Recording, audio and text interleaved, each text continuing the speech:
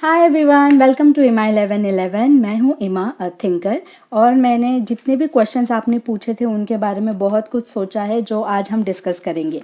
ये question answer वाला third video है। First two videos description box और कमेंट सेक्शन में सबसे पहले लिंक कर दिए जाएंगे, ठीक है। सो बिना किसी टाइम को गवाए स्टार्ट करते हैं। बहुत सारे क्वेश्चन हैं, देखते हैं हम कितना कवर कर पाते हैं। कुछ क्वेश्चन का आंसर डीपली समझना इम्पॉर्टेंट होता है, सिर्फ ऐसे नहीं बोल सकते, तो वो मेरा मेन कंसर्न है। सबसे पहला क्वेश्चन ये है कि स्क्रिप्टिंग और ग्रैटिट्यूड जर्नल, इन दोनों के बीच में क्या डिफरेंस है। स्क्रिप्टिंग में हम अपने इच्छाएं जो है वो सेंटेंसेस के रूप में यानी अफर्मेशन के रूप में पॉजिटिव तरीके से प्रेजेंट टेंस में लिखते हैं। जैसे मुझे मेरी मनपसंद जॉब मिल गई है, मैं अपने नए घर में अपने पूरे परिवार के साथ बहुत खुशी से रह रही हूँ, मेरा पूरा परिवार बहुत हेल्दी है, मेरी शादी इस पर्सन से हो गई है। आप इन सारी बातों को एक स्टोरी के फॉर्म में भी लिख सकते हैं स्क्रिप्टिंग करते समय, स्टोरी या फिर सेंटेंसेस प्रेजेंट टेंस में। दूसरे तौर पे ग्रैटिट्यूड जर्नल एक तरीके की नोटबुक है जहाँ पे आप बस अपने लाइफ में जिस भी चीज़ों के लिए थैंक यू फील करते हैं, शुक्रगुजार फील करते हैं, उन चीज़ों को लिखते हैं।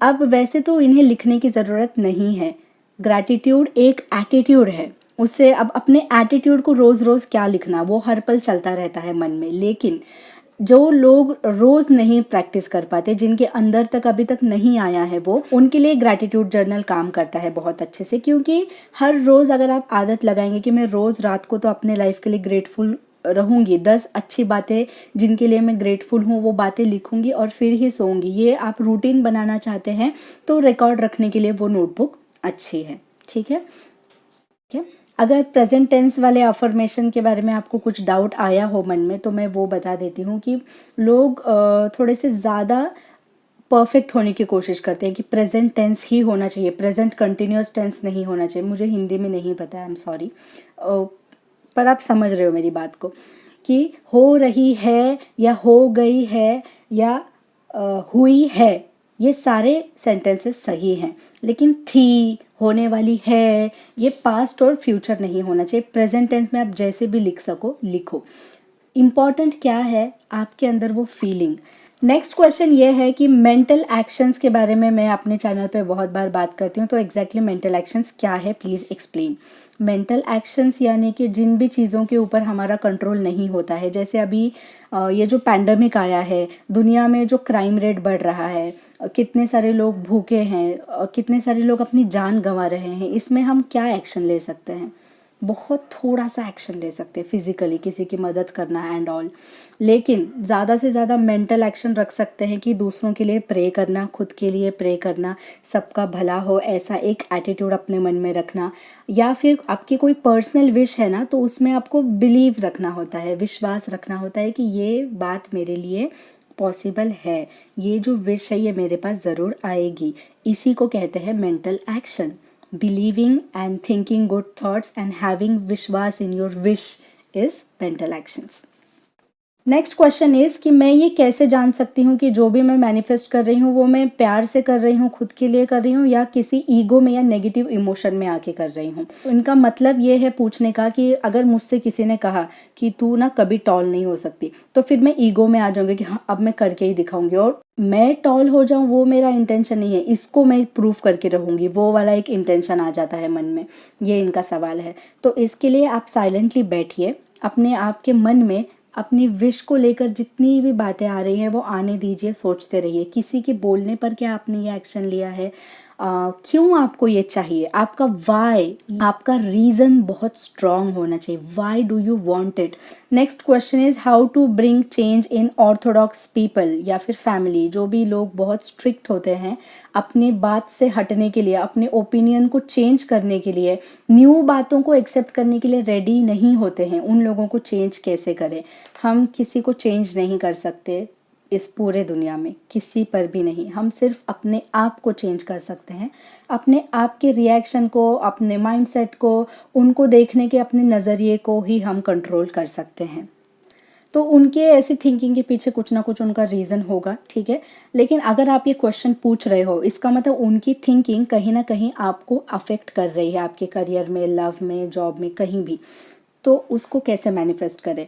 आप ये सोचिए, फॉर एग्जांपल एक सब्सक्राइबर या मेरी दोस्त का एग्जांपल है ये, उनके डैड उनको बिल्कुल भी बाहर जाने की परमिशन नहीं देते। ही इज़ लाइक आपको सुबह जाना है और शाम या अंधेरा होने से पहले घर पे आना ही आना है, नो मैटर कितना भी इम्पोर्टेंट काम करो, you have to be at home.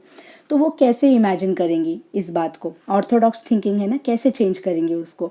Imagine करना कि आप 8 बजे 9 बजे घर आ रहे हो और आपके डैड आपको देख के स्माइल कर रहे हैं and he is relaxed with it, कुछ उनको प्रॉब्लम नहीं है और आप खुश हो कि फाइनली उन्हें कोई प्रॉब्लम नहीं है मेरे इस चीज़ से।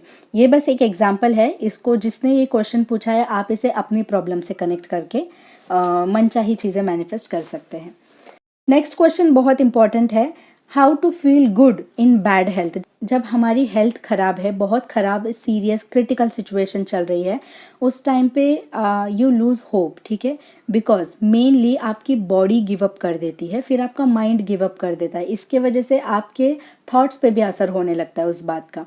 और बीमारी तो एक झटके में ख़त्म नहीं हो सकती कि मैंने अभी चाहा अभी ख़त्म हो गई, तो कैसे पॉजिटिव रहे इसमें। जो भी लक्षण आपके शरीर में दिख रहे हैं उस पर ज़्यादा फोकस ना करें, ये ऐसे ही छोटा सा साइड इफ़ेक्ट है, हो जाएगा ठीक जल्दी, इस तरीके से उसे समझिए। और सबसे इम्पोर्टेंट कि सोचिए कि आपकी दवाइयाँ आप पे बहुत मैजिकली काम कर रही हैं, आप बहुत जल्दी ठीक होने वाले हो और फिर ठीक होने के बाद आप क्या क्या करने वाले हो, एक ऐसा कुछ होना चाहिए जिसके लिए आप ठीक होना चाहते हो, कोई एक गोल, कोई एक चीज़, कोई एक काम, कुछ भी हो सकता है। समझो आप बेड रेस्ट पर भी हो अभी, तो फिर भी सोचिए कि ठीक होना है बहुत जल्दी और ये सब काम करना है। तो ऐसे अपने माइंड को एंगेज रखिए और जब तक आप फिजिकली कुछ नहीं कर सकते हैं तो मेंटली अपने आप को प्रिपेयर करते रहिए, न्यू चीज़ें सीखिए, कुछ अलग पढ़िए, किसी अच्छी चीज़ में अपने आप को इन्वॉल्व करिए। Everything depends on your mind. Next question है टैरो कार्ड वाला, जो मैंने ऑलरेडी आंसर कर दिया है। Next question is unnecessary thoughts को, मतलब जिनकी ज़रूरत ही नहीं है, ऐसे बहुत सारे चाव चाव चाव थॉट्स हमारे मन में आते रहते हैं, उन्हें कैसे स्टॉप करें। रिसेंटली मैं भी ये फेस किया मैंने कि मतलब suddenly out of nowhere मैं टीवी देख रही हूँ और वो थॉट आ गया मेरे मन में, I am like what, hello, permission तो लो मेरे दिमाग में आने से पहले।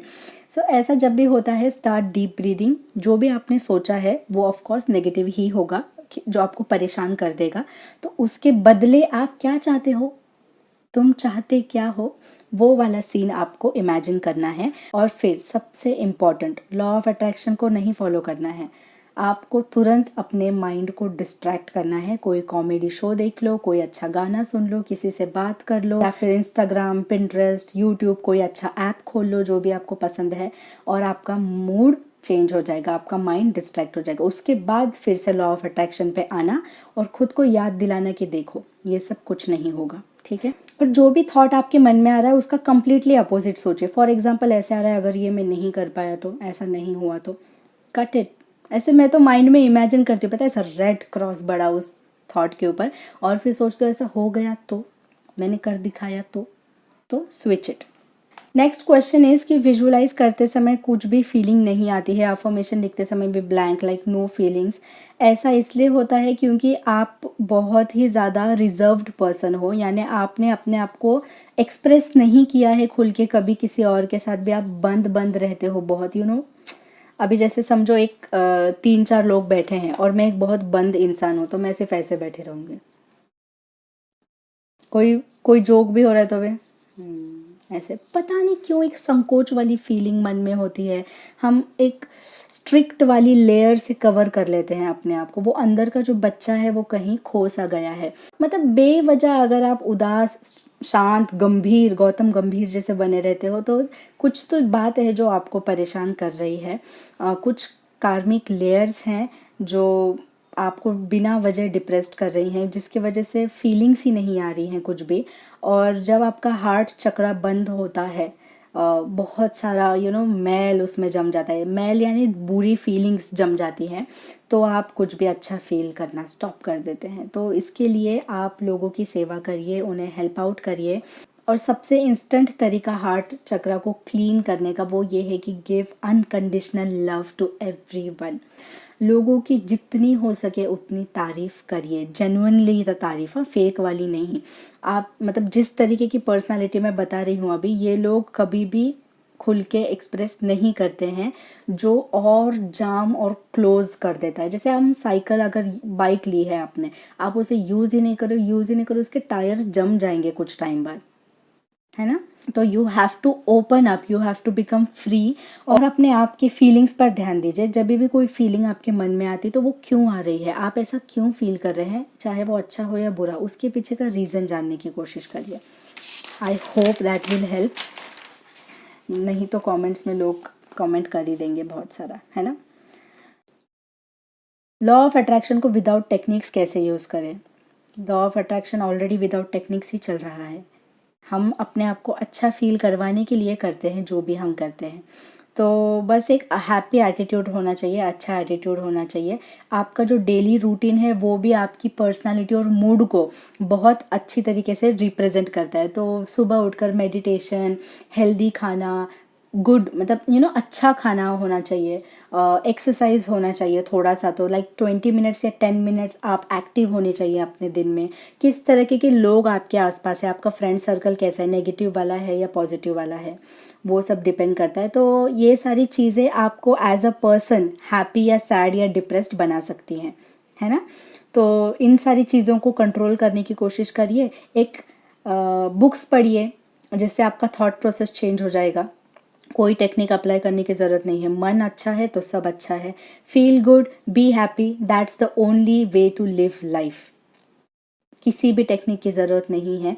ये तो यूट्यूबर्स ने इसको बना दिया, technique technique technique. I don't know, I really feel disappointed. मुझे इस चैनल पे नेगेटिव बातें या बुराई किसी की बिल्कुल नहीं करनी, लेकिन ये पॉइंट मुझे बहुत अच्छा नहीं लगता है कि इतना क्यों। अब मैं समझो, मैं ये बोलूँगी कि आईने में देख के अपने आप से अच्छे से बात करिए, लाइक लुक। मैं हमेशा से अपने आप को देखती थी आईने में, बचपन से। जब भी स्पेशली सैड होती थी कि मैं बोलती थी सब ठीक होगा, तो रो मत, ऐसे आंसू गिरते थे मैं बोलती थी रो मत, ठीक है। अब इसको बना दिया उठ के मिरर टेक्निक। अब मैं ये थोड़ी बोल सकती हूँ यार खाना खा रही हूँ, ये खाना खाने की टेक्निक कर रही हूँ मैं, तो मेरी बॉडी टेक्निक टेक्निक टेक्निक इस सी technique is a good word. एक किसी भी चीज़ को करने का तरीका मतलब टेक्निक, पर उसको अब इन्होंने एक नया मतलब दे दिया है सब लोगों ने मिलके। और जो इनोसेंट लोग हैं उन्हें ऐसा लगता है कि ओ टेक्निक के बिना है कुछ भी नहीं होगा। नेक्स्ट क्वेश्चन ये है कि कॉन्फिडेंस कैसे बढ़ाए। सबसे पहले मेरी मॉम की टिप देती हूँ। हम लोगों को देखकर डरते, यानी जिनमें कॉन्फिडेंस नहीं होता है वो खुद को कम और लोगों को बहुत हाई फाई, बहुत बड़ा समझते हैं, राइट। बट सब लोग हमारे जैसे ही होते हैं। आपको स्टारबक्स पता है क्या, जो महंगा कॉफ़ी शॉप है, ठीक है। मैं और प्रियंका को पहले स्टारबक्स सबसे पहले जब हम जाने वाले थे वहाँ पे हमें थोड़ा सा हेजिटेशन होता था कि ओ फॉरेनर लोग भी आते हैं, कितना हाई फाई है ये कैफ़े, तो यहाँ हम क्या जाके करेंगे। जब हम शायद फर्स्ट ईयर में थे अपने कॉलेज के, एक सेकेंड, कॉलेज के फर्स्ट ईयर में थे। लेकिन जब हम जाकर बैठे अंदर, पता है एक फॉरेनर आई और वो पालती मार के बैठ गई, यानी मांडी डाल के बैठ गई। And we are like oh, it doesn't matter. लोग अपनी लाइफ एंजॉय कर रहे हैं, लोग अपनी सोच में डूबे हुए हैं। आपको देखने के लिए कोई जज करने के लिए नहीं बैठा है। तो बस ये सोचना कि जैसी मैं हूँ वैसे ये लोग भी हैं, इन लोगों से क्या डरना है। करूँ जो भी फीलिंग्स, इमोशंस, मेस हम अपने मन में फील करते हैं, लोग भी वही फील करते हैं। सब सेम ही होते हैं हमारी तरह। जब आपके पास कोई कमियां होती हैं, आपको लगता है कि आपके अंदर कमियां हैं, ये नॉलेज नहीं है मेरे पास, वो क्वालिटी नहीं है, तो उन क्वालिटीज़ को बिल्ड करना स्टार्ट करिए। और जब तक रियल कॉन्फिडेंस नहीं आता तब तक फेक करिए, उसको झूठ मूठ दिखाइए। मैंने ये किया है और इसी के वजह से मेरे अंदर कॉन्फिडेंस आया है। ये जो मैं यूट्यूब वीडियोस बनाती हूँ ये मैं बचपन से करते आ रही हूँ। मैं क्या कहते हैं, खाली स्पेस में देख के ऐसे ऐसे कुछ कुछ बोलते जाती थी। मेरे मम्मी ने बोला था पापा से कि इसको डॉक्टर के पास लेके जाना चाहिए शायद। क्या मैं पागल लगती हूँ आपको? नहीं ना। तो प्रैक्टिस करते रहिए, अपने आप में कॉन्फिडेंस आ जाएगा। किसी भी एक रोल मॉडल को लीजिए। एक सीरियल आती थी बेहद नाम की, उसमें का जो कैरेक्टर था माया, जेनिफर विंगेट ने प्ले किया था। I love that character. वो मेरा दुनिया का सबसे फेवरेट कैरेक्टर है, जो बॉसी एटीट्यूड था उसका। तो मैं अपने आप को वो फील करती हूँ कि नो यू आर माया, माया। और मैं वैसे ही चलती हूँ, वैसे ही बोलती हूँ। तो एक्ट एज इफ करो, लाइटली लो इसको, एकदम बड़ी चीज़ बना के मत फील करना। नेक्स्ट क्वेश्चन थोड़ा सा डीप है। What to do when life is falling apart, यानी जब आपको लग रहा है कि सब कुछ निकल रहा है अपने हाथ से, तो तब क्या करना चाहिए। अगर आप कुछ एक्शन ले सकते हैं उसे सेव करने के लिए तो सेव करिए, अगर आप कुछ नहीं कर सकते हैं तो एक ऑब्जर्वर बनकर खड़े रहिए, रिएक्शन मत दीजिए, क्योंकि कभी कभी रिएक्शन गलत दे देते हैं हम, चीज़ें और बिगड़ जाती हैं। सो रिलैक्स रहिए। मैं ऐसा सोचती हूँ ऐसे टाइम पे कि मैं एक नाटक में काम कर रही हूँ, मैं एक कैरेक्टर हूँ और जो स्टोरी लिखी गई है वो स्टोरी के अकॉर्डिंग सब नाटक चल रहा है और मैं बस एक कैरेक्टर हूँ। जब मेरा टर्न आएगा मैं परफॉर्म करूँगी। इस तरीके से मैं अपने आप को वो करती हूँ। और सबसे बेस्ट तरीका है कि मैं जब तक सल्यूशन नहीं मिलता तब तक चीज़ों को इग्नोर करते रहती हूँ। This may not be the right way, लेकिन ये मेरा तरीका है। और फिर अचानक मुझे राइट सल्यूशन मिल जाता है, उन सल्यूशन को यूज़ करके मैं चीज़ें ठीक कर लेती हूँ। ओके, सो लास्ट क्वेश्चन ये है कि लॉ ऑफ अट्रैक्शन कितने दिन तक फॉलो करें? जब तक है जहाँ। लॉ ऑफ अट्रैक्शन आपकी सोच पे चलता है। क्या आपकी सोच कभी आपके दिमाग से अलग हो सकती है? तो जब सोच को दिमाग से कम्प्लीटली अलग कर पाओ उस दिन स्टॉप कर देना लॉ ऑफ अट्रैक्शन यूज़ करना। ओके, थोड़े और क्वेश्चंस ले ही लेती हूँ अभी। अपनी इमोशनल एनर्जीज़ को या फिर वाइब्रेशंस को हाई रखने के लिए हमेशा ही क्या करना चाहिए? इमोशनली अच्छी प्लेस में रहने के लिए क्या करना चाहिए? जितना भी आपकी पास्ट मेमोरीज़ है उन पास्ट मेमोरीज़ को हर्ट मत होने देना अपने आप को। जिनको भी आपको माफ़ करना चाहिए माफ़ कर दो, खुद को माफ़ कर दो। Forgive people and forget people, जो लोग इम्पोर्टेंट नहीं है। टॉक्सिक लोगों को अपने लाइफ से निकाल दीजिए। जो भी गिल्ट वाली फीलिंग आपके अंदर है उसको निकालना चाहिए। वो कैसे निकलेगी? जब आप खुद को अप्रिशिएट करना स्टार्ट करेंगे, खुद से प्यार करना स्टार्ट करेंगे, खुद को माफ़ कर देंगे तब। जितनी भी लिमिटिंग थॉट्स है, मेरे साथ कभी अच्छा नहीं हो सकता, मेरे साथ हमेशा बुरा होता है, मेरा नसीब खराब है, ब्ला ब्ला ब्ला, इन सारी चीज़ों को मानना बंद कर दीजिए। जब ये थॉट्स आपके माइंड में आएंगे बोलो कि मैं तुम्हें एक्सेप्ट नहीं करता हूँ, मैं तुम्हें नहीं मानूंगा, ठीक है। और जो भी बाकी की चीज़ें तो आपको ऑफ कोर्स पता ही होंगी, मेडिटेशन, अफर्मेशन, डीप ब्रीदिंग, या फिर कोई न्यू पॉजिटिव वाइब्स को अपने अंदर आने देना, लोगों से मिलना, अच्छी बातें जानना, तो नेगेटिव अपने आप स्पिल होके बाहर गिर जाएगा। Next is and last is कि अपने पास्ट के नेगेटिव थॉट्स को कैसे निकालें। पॉजिटिव थॉट्स आपका इरेज़र है, उसे यूज़ करिए नेगेटिव थॉट्स को मिटाने के लिए। और सबसे इम्पॉर्टेंट बात मैं बताऊं, जब भी आप किसी चीज़ को निकालने की कोशिश करोगे वो नहीं निकलेगी, थोड़ा सा डिफ़िकल्ट होगा। उसके बदले किसी न्यू चीज़ को ऐड करने की कोशिश करिए, पुरानी चीज़ अपने आप बाहर निकल जाएगी। आई नो इसके पहले भी मैंने यही बोला। अब मैं आपको एक एग्जाम्पल बताती हूँ, काश मैं वो एक्सपेरिमेंट कर सकती है अभी ब्लैक वाटर जैसे। एक ग्लास में एक बॉल लेना, छोटा सा प्लास्टिक का, ऐसा समझना कि वो बॉल यानी आपके सारे नेगेटिव थॉट्स है। अब मैं आपको बोलूँगी कि उसे बिना ग्लास को हाथ लगाए उसको निकालिए, बाहर निकालिए, बाहर निकालिए। क्या आप निकाल पाएंगे? नहीं। लेकिन अगर आप उसमें ग्लास में पानी भरते जाएंगे तो वो नेगेटिव थॉट अपने आप उठकर बाहर निकल जाएगा। तो अपने आप को भरते रहिए पॉजिटिव थॉट से। नेगेटिव थॉट्स कब निकल जाएंगे, कब वैनिश हो जाएंगे, पता ही नहीं चलेगा। I try to answer maximum questions, इसलिए थोड़ा सा शॉर्ट हो गया, लेकिन किसी भी पॉइंट को मैंने स्किप नहीं किया है। फास्ट बोला है लेकिन सारे पॉइंट्स बताए हैं। So thank you so much for watching, listening and understanding. जो भी बाकी क्वेश्चंस बचे हैं उनको भी मैं नेक्स्ट वीक कवर करूँगी, अभी नहीं। Okay, bye.